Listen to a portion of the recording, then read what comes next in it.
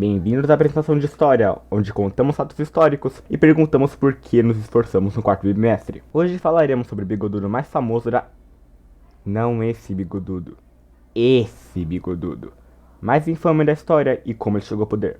Junto com a ascensão do Mussolini e o falangismo espanhol. No fim da Primeira Guerra Mundial, a Alemanha, junto com a Europa inteira, estava em crise. E com isso, os ideais liberais foram considerados uma porcaria. E os partidos extremistas ganharam atenção, entre eles o Partido Comunista, que com o recente ataque à Baviera, o governo alemão achou que isso seria um problema. Então, contrataram um ex-soldado da Primeira Guerra, Adolf Hitler, para espionar os partidos comunistas. Então, em um dos partidos que ele espionou, ele descobriu que o partido não era comunista, e sim trabalhista e fascista. Ele acabou se juntando ao partido e se tornando o líder do mesmo, graças à sua boa lábia e agressividade nos discursos, principalmente em relação aos judeus. Em 1923, Hitler, junto com a SA, o exército particular do partido, tentaram tomar o poder à força, mas acabaram sendo presos. Durante o julgamento, Hitler fez um discurso, e os juízes acabaram gostando dele, sentenciando 5 anos de prisão, mas ele só concluiu 9 meses. Durante seu tempo na cadeia, ele escreveu seu livro Mein Kampf, cuja basicamente resume todos os ideais em um livro. Após sair da prisão, Hitler foi para o campo descansar um pouco, e quando voltou, queria tomar a presidência da Alemanha. Então, em 1933, ele tentou a presidência, mas acabou perdendo. Então, ele tentou ir para o segundo melhor cargo, chanceler, e acabou conseguindo. Com isso, Hitler finalmente conseguiu uma posição política, mas não era suprema. Em fevereiro do mesmo ano, os comunistas queimam o parlamento de Reichstag. Alguns historiadores debatem que foram os nazistas que queimaram o parlamento, para colocar a culpa nos comunistas. Com isso, Hitler consegue que o presidente assine uma lei que permita a prisão dos partidos opositores. Então Hitler faz isso, prende os políticos opositores, os comunistas e os jornalistas que eram contra ele.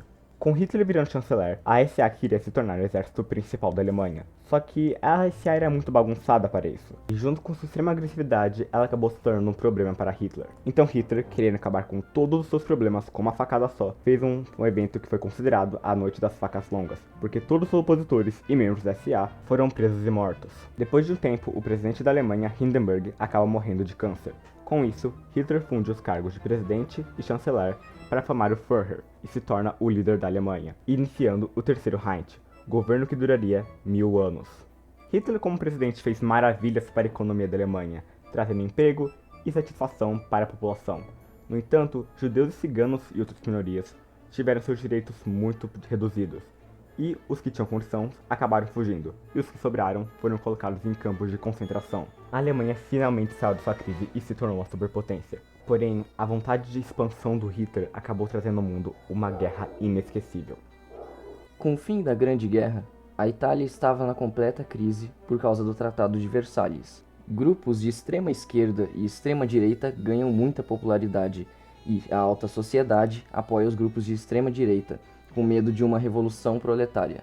E assim surge o Partido Nacional Fascista, criado em 1919 por Benito Mussolini, que defendia o totalitarismo, extrema-direita e expansionismo, além de considerar o socialismo como uma ameaça. Os camisas negras eram os responsáveis pela opressão dos socialistas, com a morte de líderes e mobilizações militares. Em 1922, o Partido Nacional Fascista entra no poder, realizando a Marcha sobre Roma, o que obrigou o rei Vittorio Emanuele III a nomear Mussolini como chanceler. Entre 1926 e 1927, órgãos da imprensa foram fechados, partidos considerados ilegais, pena de morte legalizada e mais poderes foram dados aos camisas negras. Tudo isso por um atentado de 1926 sofrido por Mussolini. Mussolini também começa a ganhar apoio da igreja e, em junho de 1929, assina o Tratado de Latrão, que compensava a igreja por perdas, reconhecia o catolicismo como religião oficial e dava soberania, neutralidade e inviolabilidade ao Vaticano.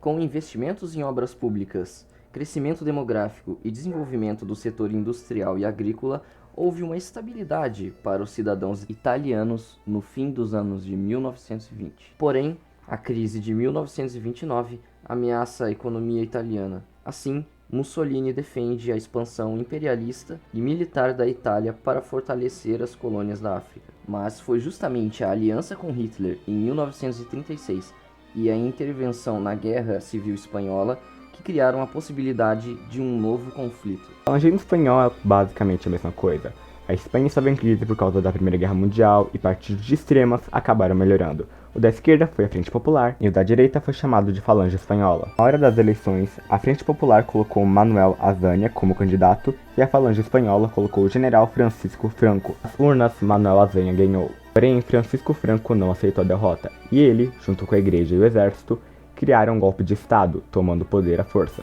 Porém, a Frente Popular e os outros opositores revidaram, começando uma guerra civil que quebraria ainda mais a Espanha.